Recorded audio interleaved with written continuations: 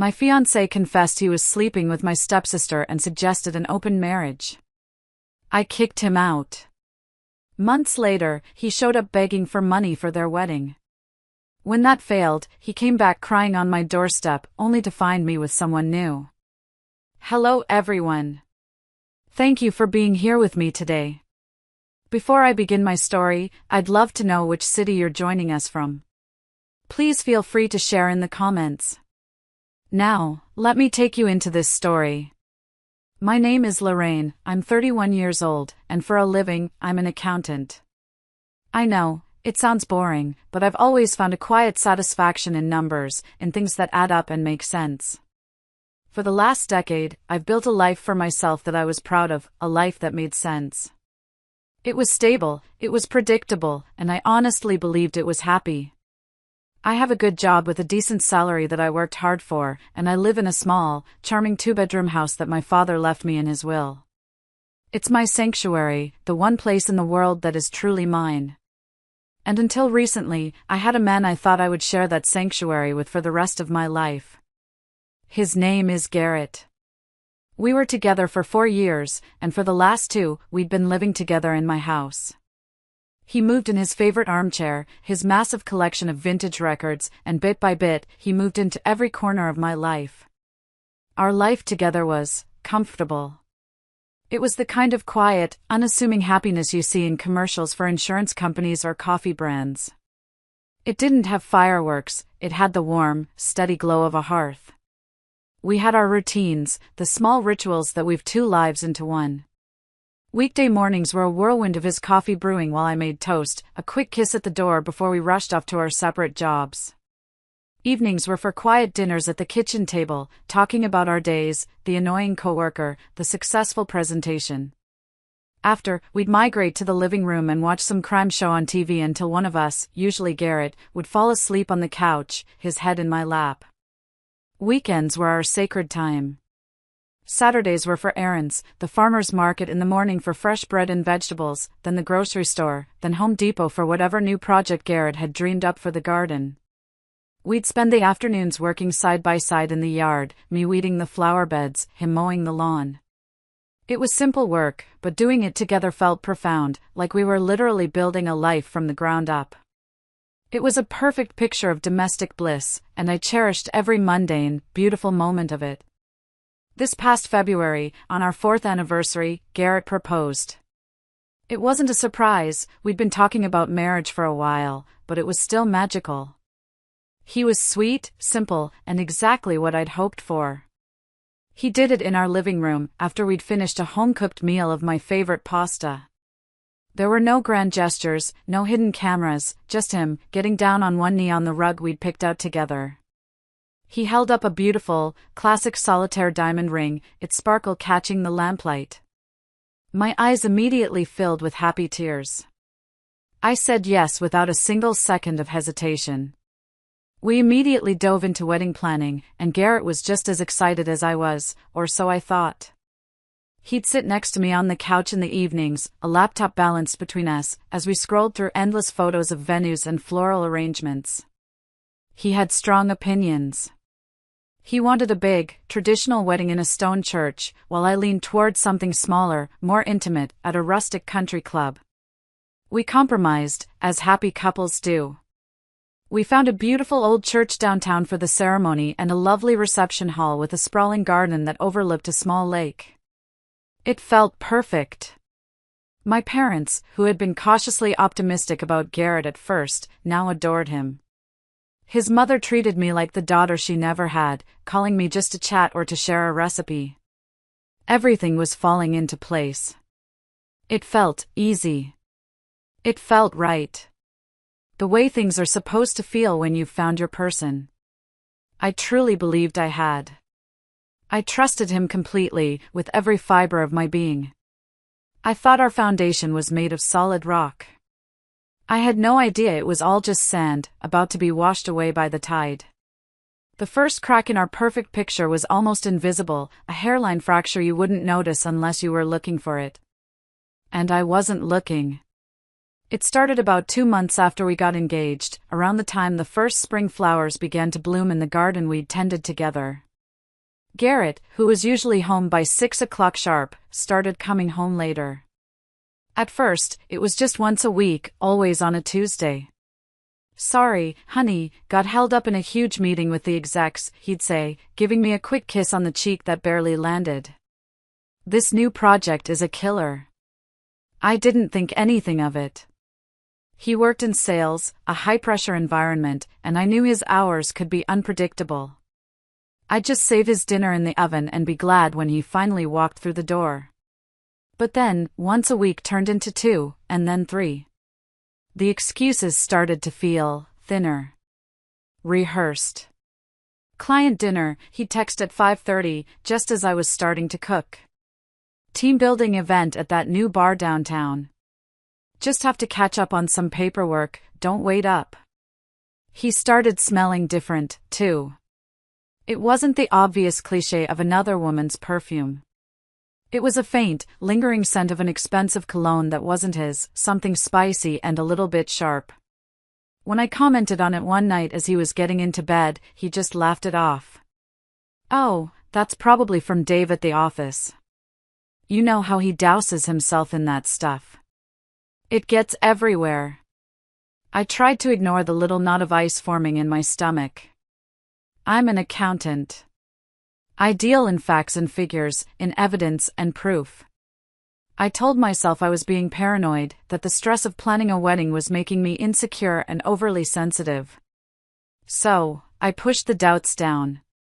I buried them under spreadsheets of wedding expenses and binders full of fabric swatches. I booked the caterer, sent out the save the dates, and even went shopping for my wedding dress with my mom and my best friend. I found the perfect one, an elegant, simple A-line dress that made me feel beautiful. Standing in front of the mirror in that dress, I let myself believe everything was fine. Then came the incident with the phone. Garrett had always been incredibly casual with his phone. He'd leave it on the coffee table for hours, on the kitchen counter, wherever. I knew his passcode, and he knew mine. We had nothing to hide. Suddenly, his phone was attached to his hip. It was either in his pocket or face down on the table next to him. One evening, I walked into the living room and saw him smiling down at a text. The moment he saw me, his smile vanished, and he quickly flipped the phone over. His whole body language screamed guilt. "Who was that?" I asked, trying to sound casual. "Just my mom," he said, not looking at me. "Asking about the wedding." But I knew his mom's text tone. It was a gentle chime. The tone I had heard was a sharp, quick buzz. The final straw happened at a friend's backyard barbecue. It was a beautiful Saturday afternoon. We were supposed to be a happy, engaged couple, mingling and making small talk. But Garrett was distant, distracted. At one point, I looked around for him and saw him in a quiet corner of the yard, talking with my stepsister, Sylvia. They were standing way too close, their heads nearly touching. Sylvia was laughing, her hand resting on his arm in a way that was far too familiar. The moment they saw me walking towards them, they jumped apart. Sylvia's smile froze on her face, and Garrett looked like a kid caught with his hand in the cookie jar. "Hey, you two," I said, forcing a smile. "What's the big secret?" "No secret," Sylvia chirped, a little too loudly. Garrett was just giving me some career advice. The excuse was so flimsy it was insulting. Sylvia worked as a receptionist at a yoga studio. Garrett was in corporate sales. That knot of ice in my stomach was now a giant, cold stone. I knew, with a certainty that terrified me, that something was terribly wrong. I just didn't want to admit it. I loved him. I was going to marry him. Our life was perfect. I couldn't let a few late nights and some weird behavior ruin everything. But the truth has a way of coming out, whether you're ready for it or not. And I was not ready. Not even close. The night my entire world fell apart was a Tuesday. A completely ordinary, unremarkable Tuesday in May. The sky outside was a placid blue, the kind of evening that promises a quiet night. I'd gotten home from work at my usual time, changed into my comfy clothes, and was in the kitchen, chopping vegetables for a salad. I was trying to be healthy. I was trying to be normal. Garrett came home around 7. He walked in, dropped his briefcase by the door with a heavy thud, and gave me a quick, passionless kiss on the cheek. It felt like a formality, a motion he went through out of habit. "Long day?" I asked, my voice brighter than I felt. "The usual," he mumbled, loosening his tie as he walked toward the liquor cabinet. He poured himself a glass of whiskey, which was unusual for a weeknight. He wasn't a big drinker. He drank it down in 2 quick gulps, the ice clinking against the glass. He was restless, pacing back and forth between the kitchen and the living room like a caged animal. He couldn't seem to settle down. The silence in the house was thick with unspoken tension. I couldn't take it anymore. The pretense, the forced normalcy, it was suffocating me. I put down my knife, turned off the stove, and wiped my hands on a dish towel. I leaned against the counter and faced him. "Garrett, what's going on? You've been acting strange for weeks. It's like you're a ghost in our house. Please, just talk to me. Is it work? Is it the wedding? Are you sick?" He stopped pacing and looked at me. His face was pale, his eyes filled with an emotion I couldn't quite place. It wasn't sadness, it wasn't anger. It was resignation, like a man about to face a firing squad he knew he deserved. He let out a long, heavy sigh, a sound that seemed to suck all the air out of the room. "You're right," he said, his voice barely a whisper. "We need to talk." My heart started pounding in my chest, a frantic drumbeat against my ribs. He led me to the living room couch, the same couch where he'd proposed just 3 months earlier. He sat on his armchair, putting a deliberate distance between us. I braced myself. I thought he was going to tell me he had cold feet, that he wasn't ready for marriage. I thought he might even confess to a one-night stand, a stupid mistake on a business trip. I had played these scenarios out in my head. I thought I was prepared. I thought I could forgive him.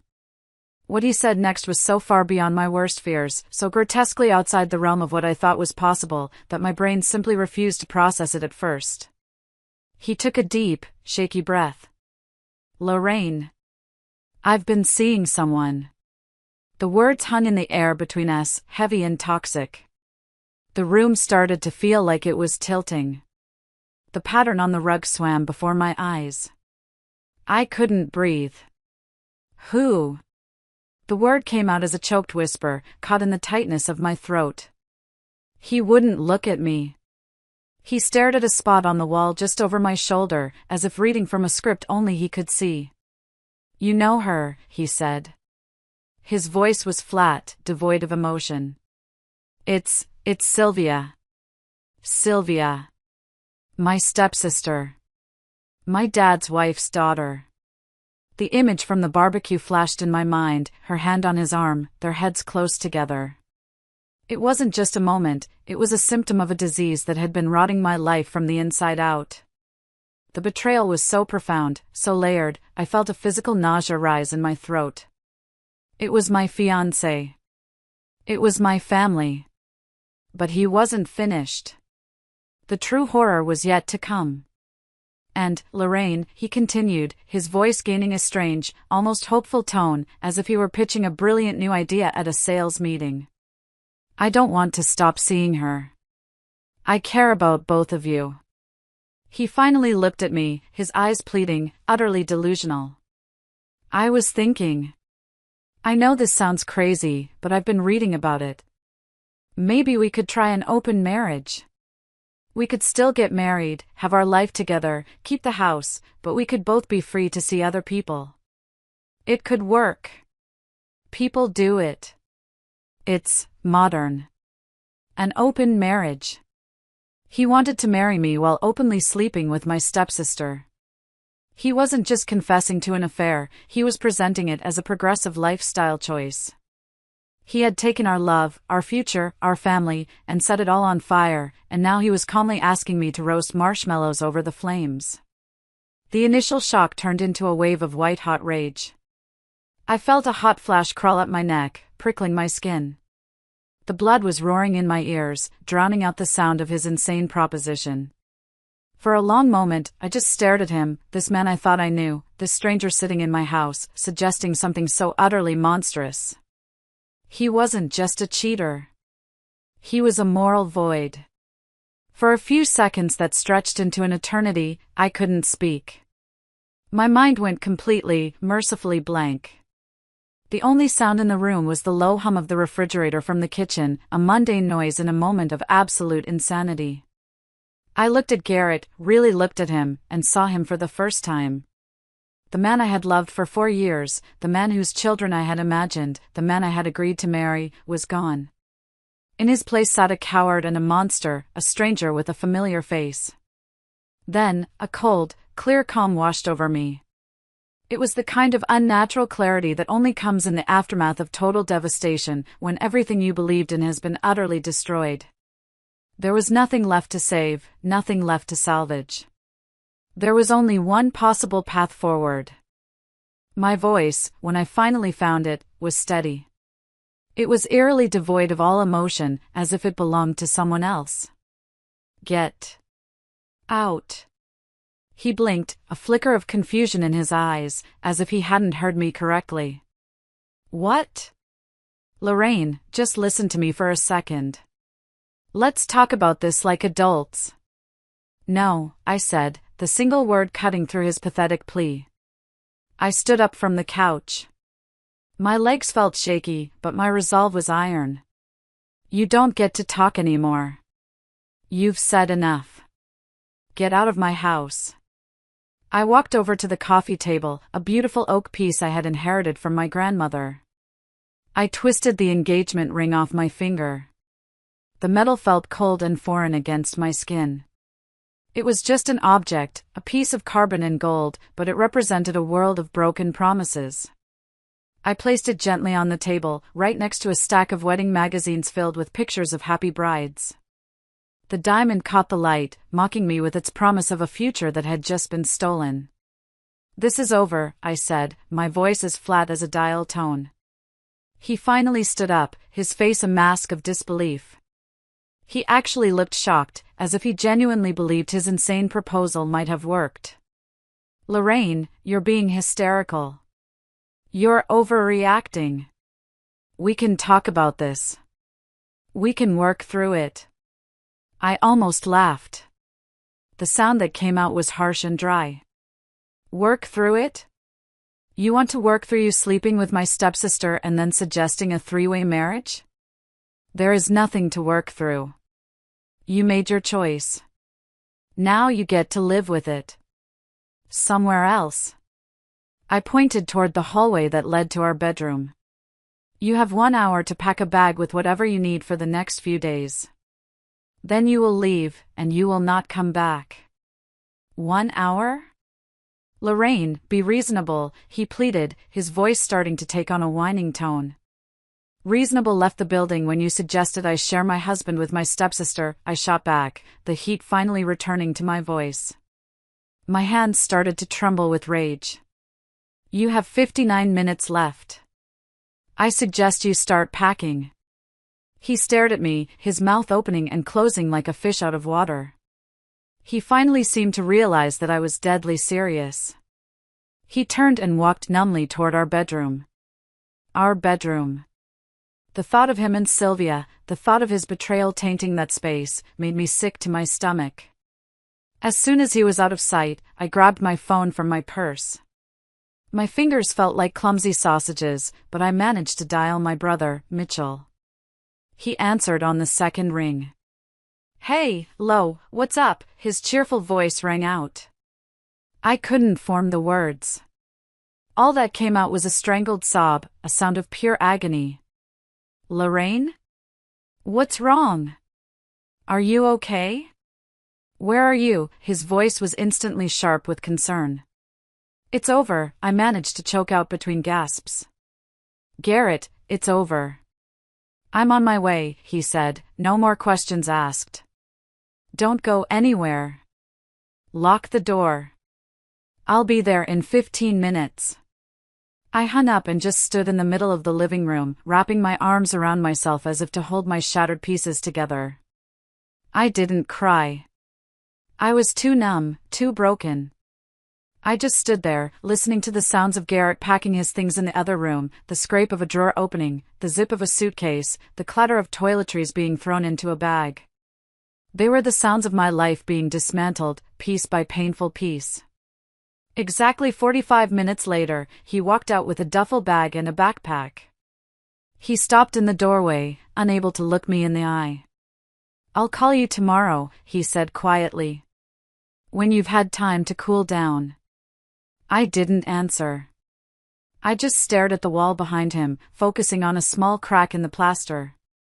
He waited another moment, then sighed in defeat and walked out, closing the door softly behind him.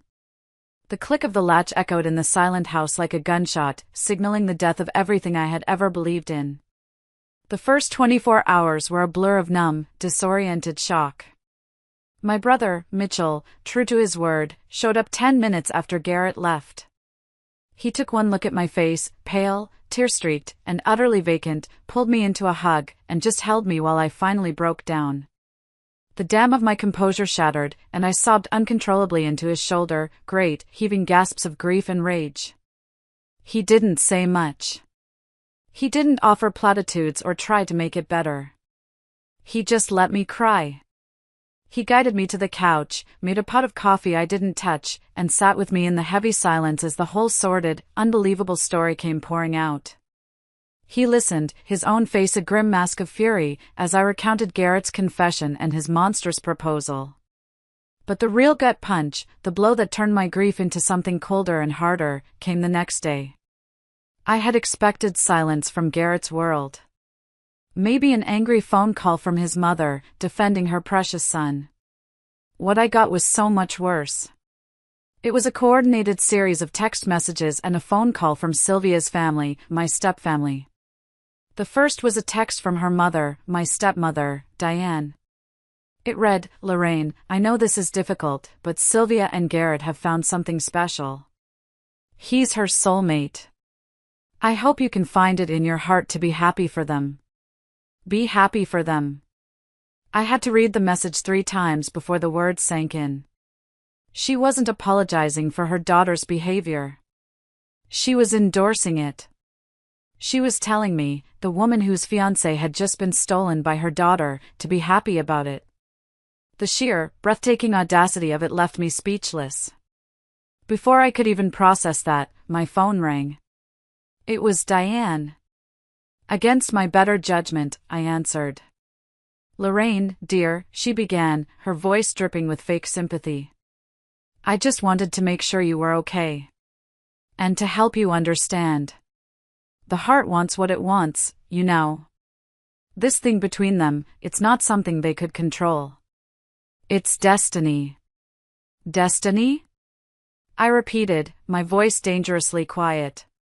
"You think it was destiny that he cheated on me for months with your daughter while we were planning our wedding?" "Well," she sighed, as if explaining something to a difficult child, "sometimes these things are messy. But true love is worth it. Garrett makes Sylvia so happy. I haven't seen her this radiant in years." I felt a cold fury rise within me. "And what about my happiness, Diane? Does that matter at all in this grand love story?" "Of course, dear," she said placatingly. "And you'll find someone else. You're a strong girl. But you can't stand in the way of this. It's bigger than all of us." I hung up on her. My hand was shaking. I felt like I was living in some bizarre alternate reality where basic human decency no longer existed. Then came a text from Sylvia's older sister. "I've never seen Sylvia this happy, Lorraine. Garrett is the love of her life. True love always finds a way." They were all in on it. They had rewritten the narrative to make my pain an inconvenient footnote in the story of Sylvia and Garrett's great love. No one acknowledged the cruelty. No one offered a single word of apology. I sat on my couch, staring at my phone, the cold knot of fury in my chest solidifying into something like steel. I blocked my stepmother's number. Then Sylvia's sister. Then Sylvia herself. Then I went through my contacts and blocked every single member of that side of the family. This wasn't just a breakup anymore, it was a complete severance. I realized I would need to speak to a lawyer, not just for the emotional fallout, but to ensure every legal tie was cut. Thankfully, the house was solely in my name, a clean inheritance from my father, which meant Garrett had no claim. It was a small mercy in a sea of betrayal. My own family, thank God, was my rock. When I told my mom, she cried with me over the phone for an hour. My dad, ever the protector, turned a shade of purple I'd never seen before and asked for Garrett's new address, a question I wisely chose not to answer. And Mitchell. Mitchell was my savior. He stayed with me for 3 days, sleeping on the couch. He made sure I ate. He took my phone and answered the concerned calls from friends, giving them the sanitized version of the story. And he helped me begin the painful process of erasing Garrett from my home. It was a brutal, soul-crushing task, but doing it together made it bearable. The weeks that followed were a long, gray fog of just existing. Getting out of bed each morning felt like climbing Mount Everest. The first thing I saw was the empty space on the other side of the bed, a gaping hole where a life used to be. I'd go through the motions, shower, get dressed, drive to work. I'd sit at my desk and stare at spreadsheets, the numbers blurring into meaningless squiggles. I was a ghost at my own job. Coming home was the hardest part. The house, my sanctuary, now felt like a mausoleum. It was too big, too quiet. Every corner held a memory, a ghost of a happy moment that was now tainted. I'd see him everywhere, sitting in his favorite armchair, standing at the kitchen counter making coffee, laughing at something on TV.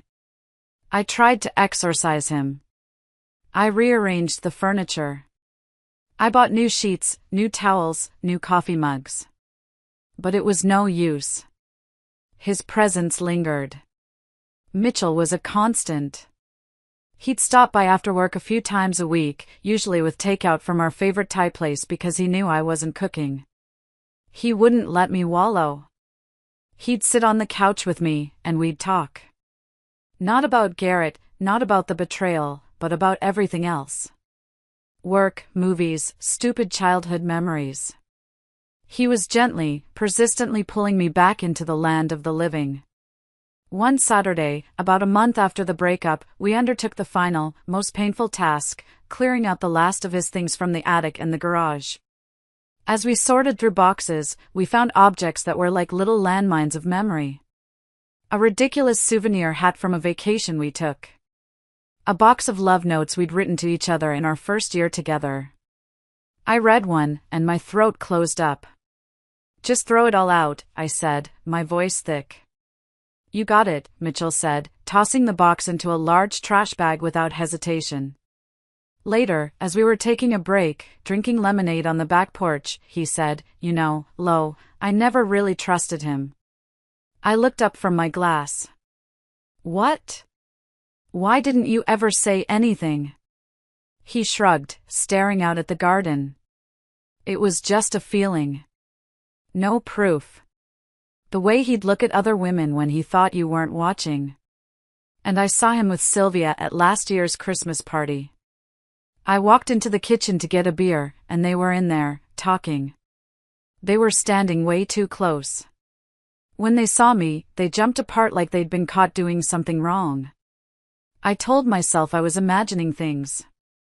I didn't want to upset you." Hearing that was a strange mix of pain and validation. It hurt to know this had been going on for so long, right under my nose. But it also confirmed that I wasn't crazy. My instincts had been screaming at me for months, and I had silenced them with denial. Slowly, very slowly, things started to change. One day, I woke up and the first thought in my head wasn't about him. I managed to go grocery shopping without having a panic attack in the cereal aisle when I saw his favorite brand. Small victories. I started cooking real meals again, finding a strange comfort in the simple, methodical process. I went back to the gym. I met up with friends who had been patiently waiting for me to be ready. I was beginning to build a new life, a life without him. It was a fragile, tentative process, like a patient learning to walk again after a serious injury. But I was moving forward. I was surviving. And for the first time in a long time, I started to believe that maybe, just maybe, I was going to be okay. Just when I thought I was finally getting my footing, the world decided to kick me in the teeth again. It was about 3 weeks after the breakup. I had been doing a good job of avoiding social media, knowing it was a minefield of potential pain. But one night, out of a moment of weakness, I logged on. And I saw it. A post from one of Sylvia's friends, a public post that anyone could see, tagged with a dozen hearts and champagne emojis. It was a professional engagement photo. There they were, Garrett and Sylvia, standing in a sun-drenched park, smiling as if they didn't have a care in the world. He was looking at her with that same adoring expression he used to reserve for me, an expression I now knew was as fake as a $3 bill. And on her finger was a diamond ring. A gaudy, ostentatious ring that was noticeably larger than the one he had given me. The sight of it knocked the wind out of me. It was so calculated, so deliberately cruel. It wasn't enough for them to be together, they had to rub it in my face, to broadcast their happiness, a happiness built on the wreckage of my life. It was a power move, a final, public declaration that he had upgraded. And the comments were a fresh new hell. Destiny. So happy you two found your way back to each other. This is what true love looks like. Congratulations. A real-life fairy tale. Knew you were meant to be since high school. I felt physically ill. They were celebrating this sordid affair as if it were a romance for the ages. My 4-year relationship, my broken engagement, my shattered heart, none of it mattered. In their story, I was just collateral damage, a boring prequel to their epic love. The humiliation was a physical thing, a hot flush that spread from my chest to my face. I could feel the eyes of every mutual friend, every acquaintance, on me. I imagined their pity, their gossip. I threw my phone across the room. It hit the wall with a sickening thud and clattered to the floor. I didn't care. I curled up on the couch and let out a single, dry sob. It wasn't a cry of sadness anymore. It was a cry of pure, unadulterated rage. That was the moment something inside me shifted. The pain was still there, a dull ache in the center of my chest.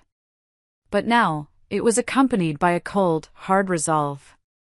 I was done being the victim. I was done letting them have any power over me. I would not let them break me. I got up, my movements stiff and deliberate. I picked up my phone. The screen was cracked, but it still worked. I went to my profile and, one by one, I blocked every single person who had liked or commented on that photo. Then, I deactivated my account altogether. I didn't need to see their fabricated fairy tale. I had my own life to live. From that day on, I poured all my energy into myself. I channeled my rage into fuel. I took on extra projects at work, staying late, diving into complex accounts. My boss noticed. 3 months later, I got a significant promotion, which came with a welcome salary bump and, more importantly, a renewed sense of purpose. I started volunteering at a local animal shelter on weekends, finding a quiet joy in caring for creatures who had also been abandoned. I reconnected with old friends I had drifted away from during my time with Garrett, realizing how much I had isolated myself in his world. I was building a new foundation, one made of self-respect and resilience. It wasn't the life I had planned, but it was a life that was entirely my own. And I was slowly starting to realize that maybe, just maybe, getting rid of Garrett wasn't a tragedy. Maybe it was an escape. Months passed. The sharp edges of the pain began to soften into a dull, manageable ache. Summer turned into a crisp, golden fall, and the world kept turning. I was doing well.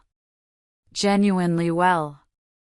I was thriving at work, my social life was full of real friends, and I was finally starting to feel like myself again, the person I was before Garrett. I hadn't heard a peep from him or Sylvia, and I was deeply grateful for the silence. I had assumed, naively, that they had moved on with their perfect, fairy tale life and had the decency to leave me to mine. I was wrong. It was a Tuesday afternoon in late October. I was in the middle of a tedious, mind-numbing budget meeting when my phone, set on vibrate, buzzed against the polished wood of the conference table. I glanced at it, expecting it to be spam. But the preview of the message made my blood run cold. It was from an unknown number. Hi Lorraine. It's Garrett. Hope you're doing well. I need to ask you something important. My first instinct was to block the number and forget it ever happened. But a morbid curiosity, like watching a train wreck in slow motion, got the better of me. What could he possibly want after all this time? An apology? Unlikely. I excused myself from the meeting, my heart pounding a nervous rhythm against my ribs, and stepped out into the quiet hallway. I typed back a single, cold word, "What?" His reply came almost instantly. So, Sylvia and I are getting married next month. The wedding is, well, it's turning out to be more expensive than we planned. I stared at the screen, completely baffled. Why was he telling me this? Was he bragging? Complaining? Where was this going? His next text clarified everything. My business has been a little slow lately, and we're a bit short on cash. We've already put down all these non-refundable deposits. I was wondering if you could help us out financially. I had to read it 3 times to make sure I wasn't hallucinating. He was asking me for money. Not to borrow money. To give him money. For his wedding. To my stepsister. The woman he left me for. The sheer, unmitigated, astronomical gall of it was breathtaking. It was so audacious, so completely divorced from reality, that for a moment I thought it had to be a joke. A sick, twisted prank from one of his friends. I typed back, my thumbs trembling with rage, "You have got to be kidding me." "I'm dead serious," he replied. "It's just to cover the final payment for the venue. We just need a few thousand to get us over the line. You know, we put a lot of our savings into renovating the kitchen in your house when we were together. You could think of this as you paying me back for that." The lie was so blatant it made me gasp. I had paid for that entire kitchen renovation myself, from my own savings account. He had contributed nothing but opinions on tile colors.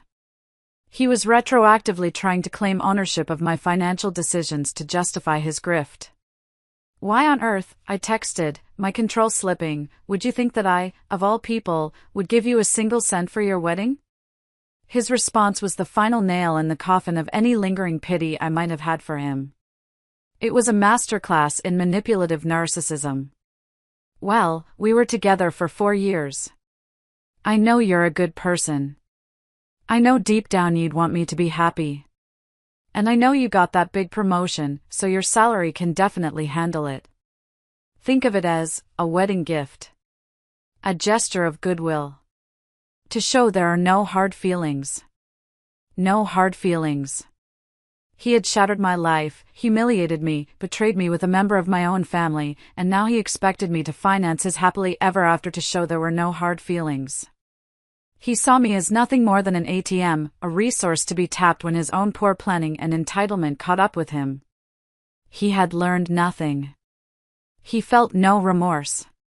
He was, and always would be, a parasite, looking for a host. I didn't reply right away. I just stood in the sterile office hallway, leaning against the cool wall, trying to get my breathing under control. The sheer audacity of his request had left me winded, as if I'd been physically punched in the gut. He wasn't just shameless, he was operating in a different reality, one where his actions had no consequences and his happiness was the center of the universe. I took a few deep, steadying breaths. I deleted several angry, expletive-laden drafts from my phone before settling on something cold, simple, and final.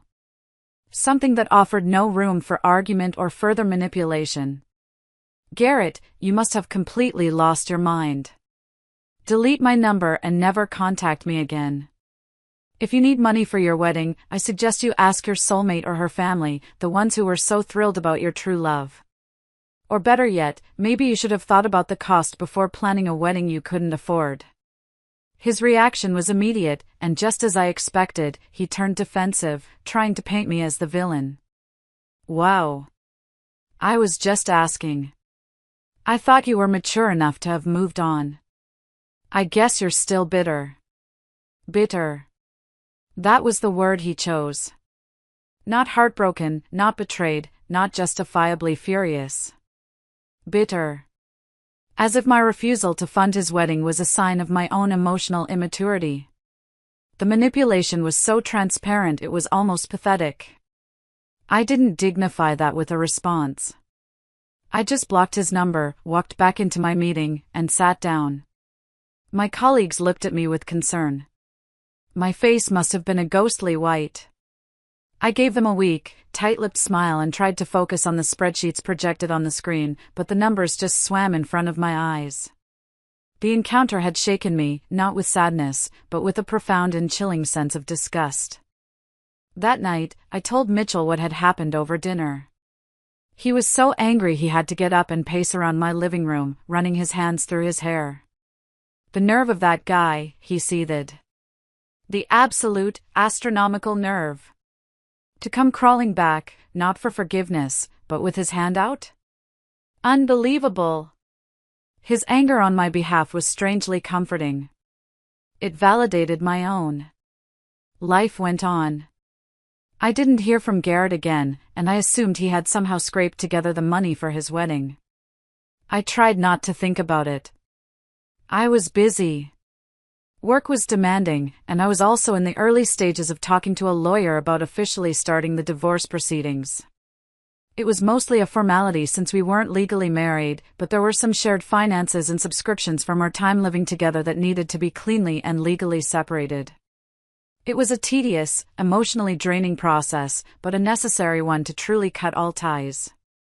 Then, about 6 months later, well into the new year, Mitchell called me with some news. He had run into a mutual friend, someone who still kept in touch with Garrett's circle, at a birthday party. And he had the full story. The perfect wedding had happened. But the perfect marriage that was supposed to follow? It lasted exactly 6 months. It turned out that Garrett's idea of an open marriage wasn't just a one-time suggestion. He had apparently never been faithful to anyone in his life, and Sylvia was no exception. The friend told Mitchell that Garrett had been cheating on Sylvia from practically the honeymoon onward. But here was the kicker, the part that was so poetic it was almost biblical. Sylvia, my flighty, impulsive stepsister, was no angel either. She had been cheating on Garrett, too. With her boss. It was a spectacular, symmetrical implosion of deceit. They had destroyed my life for a relationship that was built on a foundation of lies and mutual infidelity. They truly, deeply deserved each other. The friend said their breakup was the stuff of legend, a screaming match in the middle of a crowded restaurant, ending with Sylvia throwing a glass of expensive red wine in Garrett's face. They had sold the dream house they bought together at a significant loss and were now embroiled in a messy, bitter battle over who got to keep the French bulldog they had adopted. When Mitchell told me all this, I didn't feel the surge of triumphant joy I thought I would. I didn't feel vindicated or happy about their misery. I just felt tired. And an overwhelming sense of relief.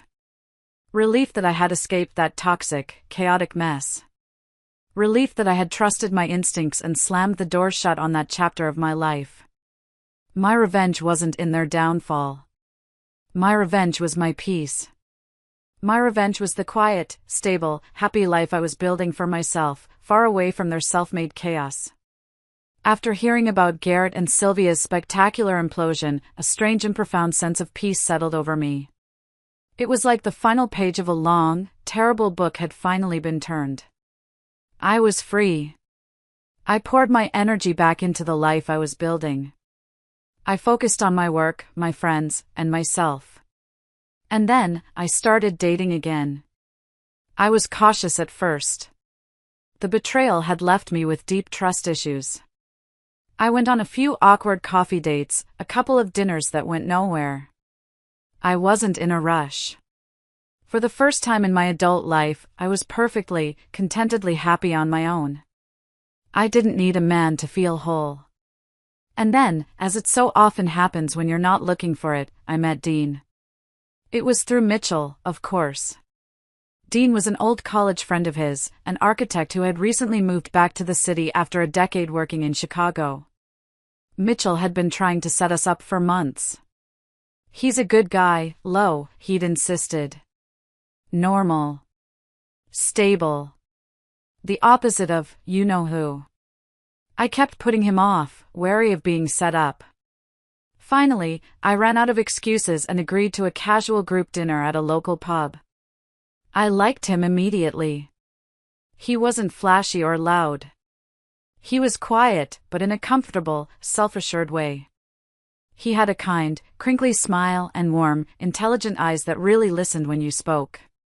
We talked all night, easily and naturally, about everything and nothing. Our jobs, our favorite travel destinations, the terrible 80s movie that was playing on the TV above the bar. There were no games, no pretense. It was just easy. We started seeing each other after that. We took it very slow, building something real, one conversation, one shared experience at a time. Our first real date was a trip to the art museum, followed by a long walk in the park. He didn't try to impress me. He just seemed genuinely interested in getting to know me. About a month into our relationship, on a quiet evening at my house, I told him the whole story about Garrett.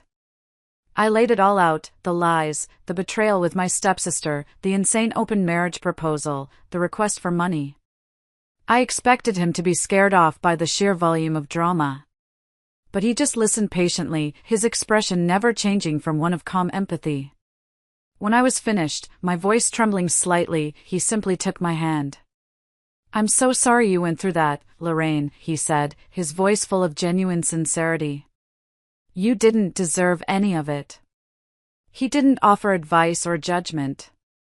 He just offered comfort.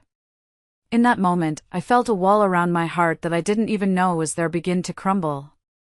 With Dean, I discovered what a healthy relationship was supposed to feel like. It was a partnership, built on a foundation of mutual respect and absolute trust. There was no jealousy, no insecurity.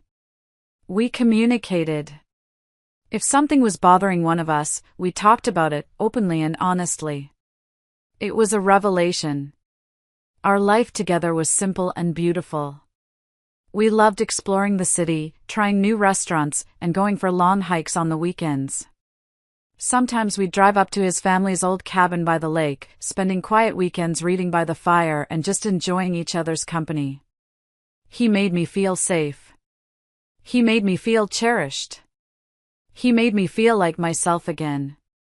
For the first time since the breakup, I felt truly, deeply happy. The ghost of Garrett had finally faded, replaced by the warm, steady presence of a man who truly loved and respected me. I was moving on. I had a new beginning, a future that was bright with promise. I thought the past was finally where it belonged, in the past. But the past, I was about to learn, wasn't quite finished with me yet. It started subtly, just as it had before. A call from a blocked number that I ignored while I was at work. Then another a few days later, during dinner with Dean. I dismissed them as telemarketers, a minor annoyance in my otherwise peaceful life. But then came the voicemails. I was leaving the gym one evening when I saw the notification. I almost deleted it without listening, but something made me press play. "Lorraine, it's me. Garrett. I really need to talk to you. I messed up. So badly. Please just call me back." His voice was a wreck. It was thick with emotion, cracking and desperate. It was the voice of a man at the absolute end of his rope. A small, ugly part of me felt a flicker of satisfaction, but mostly, I just felt a weary annoyance. I deleted the message without a second thought. Whatever crisis he was going through was not my problem. He had made his bed with my stepsister, he could lie in it. But the calls and messages kept coming, each one more frantic and pathetic than the last. He started calling from different numbers, borrowing phones from friends, I assumed. He left long, rambling voicemails that were a bizarre cocktail of self-pity, blame, and manipulative nostalgia. I made a mistake, Lo. The biggest mistake of my life, he cried in one message, his voice thick with what sounded like tears. She was a nightmare. A complete monster. She lied, she cheated, she was just using me for my money. It was never real. What we had, that was real. I see that now. In another, his tone shifted to anger. Why won't you pick up? I know you're getting these messages. After everything we had, you can't even give me 5 minutes? I'm falling apart here, and you don't even care. Is this because of that new guy? What, you think he's better than me? The entitlement was still there, lurking just beneath the surface of his supposed remorse. He wasn't sorry for what he did to me, he was sorry for how it had all turned out for him. He wasn't seeking forgiveness, he was seeking a lifeboat. And he expected me, the woman he had thrown overboard, to row back and save him. I told Dean about the calls, feeling a sense of dread that this old drama was seeping into my new, happy life. He was angry on my behalf, but he was also incredibly supportive and calm. You don't owe him anything, Lorraine, he said firmly one night, wrapping his arm around me as we sat on the couch. Not a phone call, not an explanation, not a single second of your time. If you want, we can change your number tomorrow. It's easy. I considered it, but a stubborn part of me resisted. It felt like running. It felt like letting Garrett still have control over my life, forcing me to change my number as if I were the one in the wrong. So, I just kept deleting the messages, ignoring the calls, and trying to live my life. The messages got more pathetic. He started reminiscing about our time together, mentioning specific memories, that time we got caught in the rain on vacation in Maine, a stupid inside joke we shared about a character on a TV show. He was trying to manipulate me with nostalgia, trying to remind me of the man I used to love, hoping I would forget the monster he had become. It was exhausting. Every time my phone buzzed with an unknown number, a jolt of anxiety shot through me. Coming home to find 3 missed calls was draining. The peace I had worked so hard to build was being slowly eroded by the relentless ghost of my past.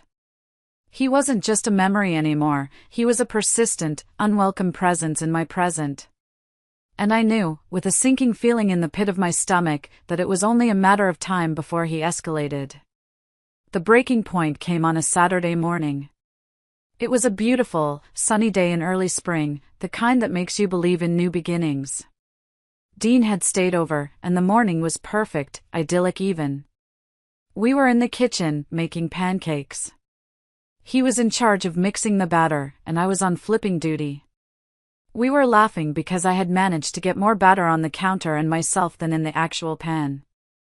The house was filled with the smell of fresh coffee, the sound of sizzling pancakes, and the easy, happy murmur of the lazy Saturday morning music playlist Dean had put on. It was the picture of domestic happiness, the real kind, not the fragile, carefully curated illusion I'd once had with Garrett. Suddenly, a loud, frantic banging erupted from the front door. It wasn't a polite knock, it was a desperate, insistent pounding, the kind of banging that signals an emergency.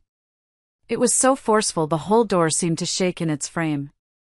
Dean and I exchanged a confused look, the laughter dying on our lips. "Are you expecting someone?" he asked, turning down the music. A cold dread washed over me, instantly extinguishing the morning's warmth. I had a pretty good idea who it was. My hands started to tremble. I wiped them on a kitchen towel and walked to the door, my heart pounding a heavy, fearful rhythm against my ribs. I peered through the peephole. My heart sank into my stomach. It was Garrett. And he wasn't alone. Standing right next to him, her arms crossed and her face set in a grim, determined expression, was his mother. Garrett looked terrible. He had dark circles under his eyes, his clothes were rumpled, and he looked like he hadn't slept or shaved in days. He looked broken. His mother, on the other hand, looked like a woman on a mission, her purse clutched like a weapon. "Lorraine! I know you're in there. Your car is in the driveway. We need to talk," Garrett yelled, his voice muffled and desperate through the thick wood of the door. He started pounding again, harder this time. I backed away, my mind racing. I didn't want to see him. I didn't want this drama, this ugliness, invading the peaceful sanctuary I had built with Dean. "Who is it?" Dean asked, coming up behind me, wiping his hands on a kitchen towel. "It's him," I whispered, my voice barely audible. "It's Garrett. And his mother." Before I could stop him, Dean, ever the calm and rational one, walked to the door. "You don't have to talk to them if you don't want to," he said quietly. But seeing the determined set of my jaw, he simply said, "I'm right here," and he opened it. The banging stopped instantly. Garrett's face went through a rapid series of emotions, first relief at seeing the door open, then utter confusion at seeing a strange man, and finally, a flash of pure, unadulterated rage when he saw me standing behind Dean, and Dean instinctively put a protective hand on my shoulder. Garrett's mother recovered first. She plastered a strained, polite smile on her face. "Lorraine, dear. We were so worried. Garrett has been trying to reach you for weeks." "I've been busy," I said, my voice as cold and flat as stone. "We need to talk," Garrett pleaded, his eyes skipping past Dean to fix on me. "Just 5 minutes. That's all I ask." "About what, Garrett?" "I think everything that needed to be said was said a long time ago." "No, it wasn't," he insisted, his voice rising with agitation. "I made a mistake. A terrible, stupid mistake. That whole thing with Sylvia, it was nothing. It was a moment of insanity.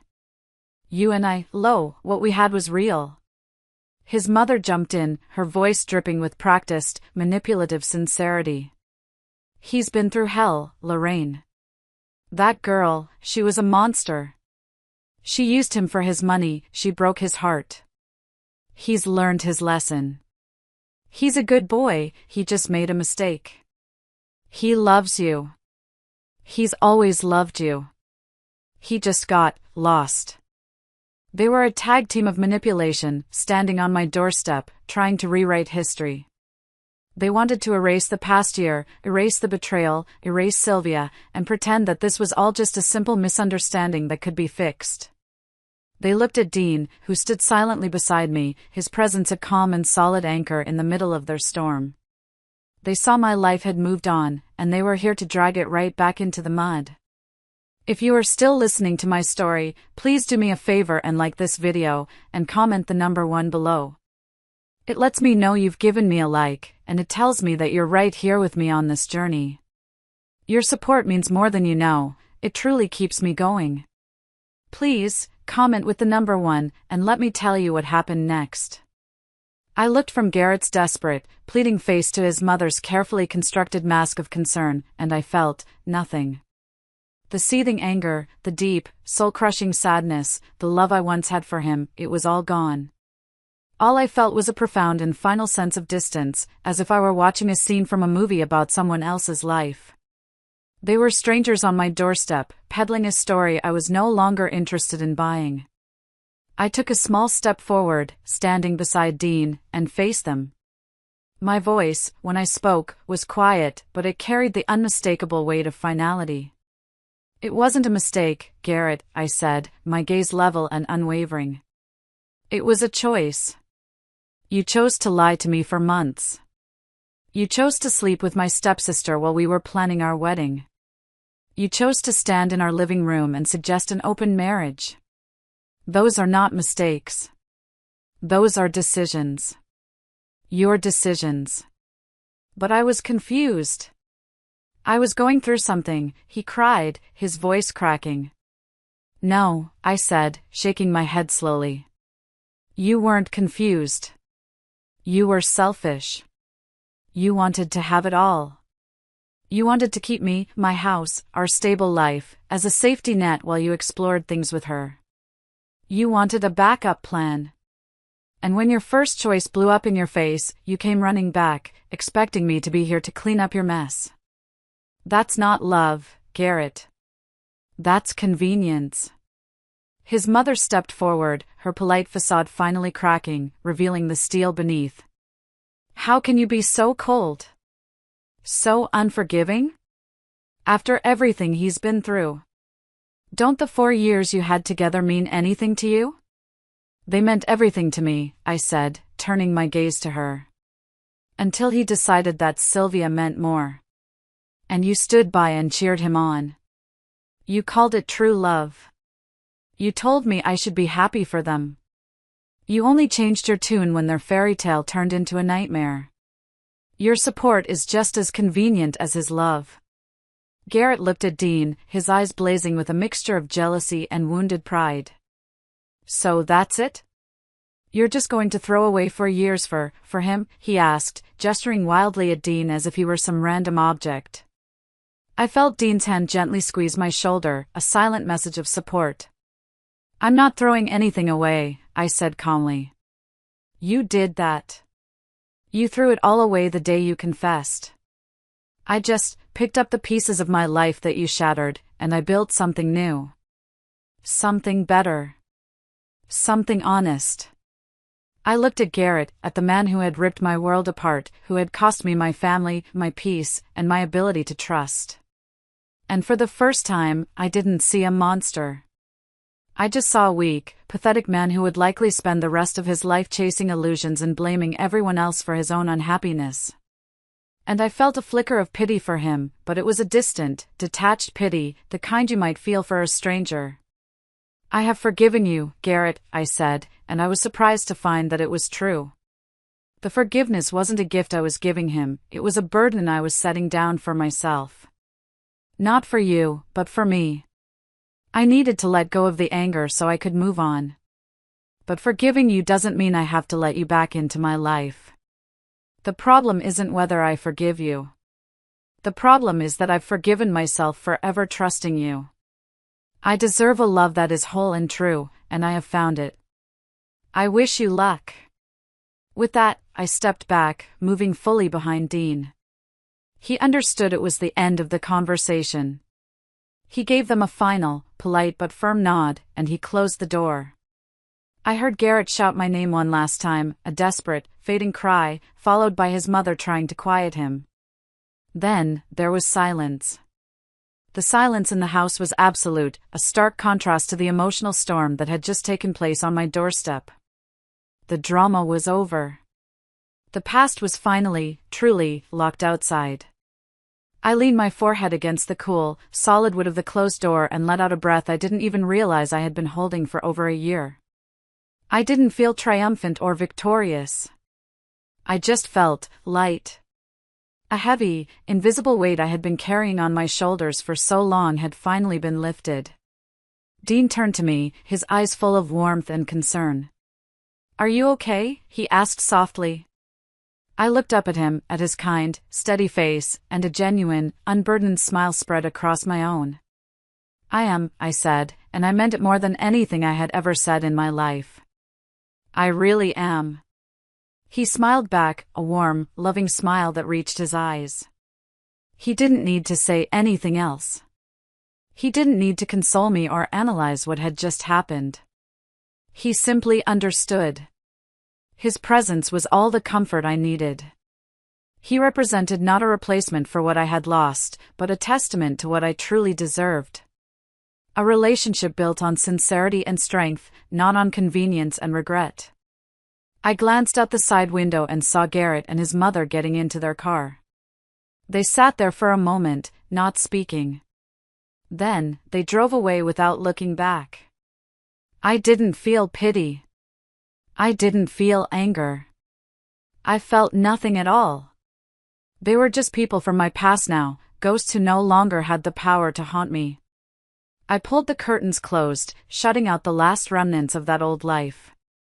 I turned back to Dean, back to the sun-drenched kitchen, back to my present, my future. The smell of coffee still hung in the air. "So," I said, my voice bright and clear, completely free of its former weight. "Are those pancakes ever going to get made? I'm starving." He laughed, a deep, happy sound that filled the house and chased away the last of the shadows. "Absolutely," he said, taking my hand and leading me back to the kitchen. "Whatever you want." And as we stood there, flipping pancakes together in the quiet morning light, I knew I had made the right decision. Sometimes, you don't need to look back to know you're on the right path. You just need to keep moving forward, towards the person who makes you feel like you're already home. Thank you all so much for listening to my story. It means the world to me to be able to share it. If you have a similar story, or just want to share some words of encouragement, please leave a comment below. I read all of them, and your strength gives me strength. And if you haven't already, please consider liking this video and subscribing to the channel. Your support helps more than you know. Thank you again, and be well.